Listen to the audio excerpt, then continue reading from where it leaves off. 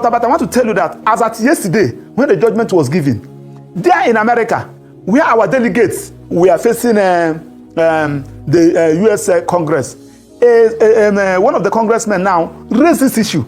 He narrated the kind of injustice Nnamdi Kanu have suffered in the hands of Nigeria, as if the man is a Nigerian. So most of the times when you are talking, these people get information more than you. Let me just start by saying that Nnamdi Kanu has suffered the highest injustice any other person can suffer in the whole world. Here in Nigeria, in his own country.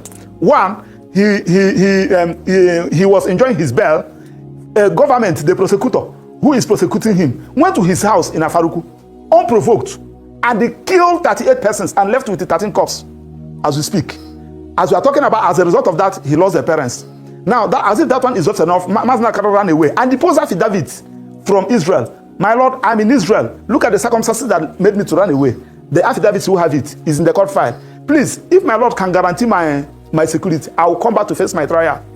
While that one was on, he was unlawfully brought back to Nigeria here.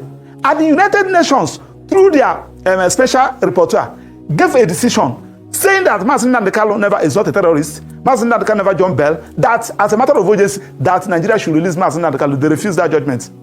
Federal High Court in Umuahia, look at all the whole matters we filed, and they said that Nnamdi Kanu should be released, and that federal government should pay Nnamdi Kanu 50 billion naira. As we speak to you, the federal government has not complied with that judgment. The same thing applied to Enugu High Court and what have you. I'm not talking about that of Kenya. Coming back to Nigeria here, we continue with the trial. Then Court of Appeal unanimously discharged Nnamdi Kanu, and they said that no court should try Nnamdi Kanu. Federal government refused to comply with that order, and they kept Nnamdi Kanu unlawfully for 9 days before they now filed what they call a motion for stay in a criminal matter, the first in history. Now, when they filed the motion for stay, the matter gets to Supreme Court. Supreme Court, in looking at all these things, Supreme Court made an decision. One, that Nnamdi Kanu never jumped bail. The court ought not have revoked his bail.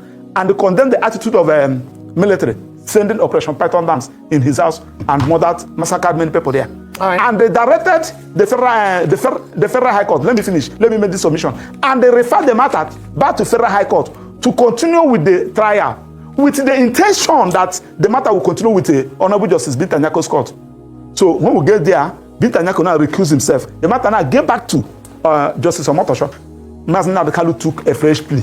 That plea Nnamdi Kanu took before Justice Binta Nyako is no longer effective. He now took a fresh plea in a fresh court, starting de novo. Okay, Now that was where the issue of repeal law comes in. Okay.